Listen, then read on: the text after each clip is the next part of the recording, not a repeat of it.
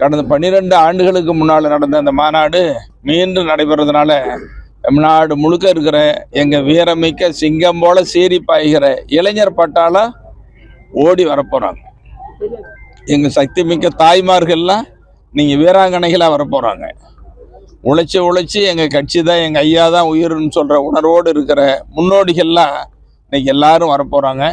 அதில் ஒரு சாதனை படைக்கிற வரலாற்று மாநாடாக தான் இந்த மாநாடு நடைபெற இருக்கிறது. இந்த மாநாட்டுக்கு பிறகு எங்கள் இயக்கத்தினுடைய வளர்ச்சி 2026 தேர்தல் இது அடிப்படையாக முன்னோட்டம் அமையும்னு சொல்லி இப்போவே பேசப்பட்டிருக்குது. இந்த மாநாடு வெற்றி மாநாடு, வரலாற்று மாநாடு.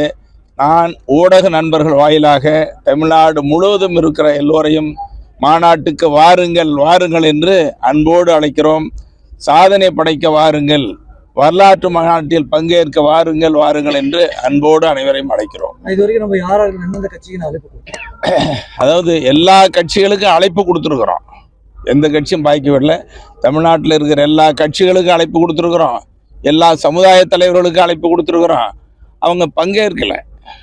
இந்த மாநாட்டில் பங்கேற்பதற்கு வன்னிய சமுதாயத்தை சார்ந்த மற்ற சகோதர சமுதாயத்தை சார்ந்த கர்நாடகா, ஆந்திரா, தெலுங்கானா, இன்னும் மற்ற மாநிலங்கள்ல இருந்து வெளிநாடுகளில் இருந்தெல்லாம் முக்கியமான தலைவர்கள்லாம் வரப்போகிறாங்க.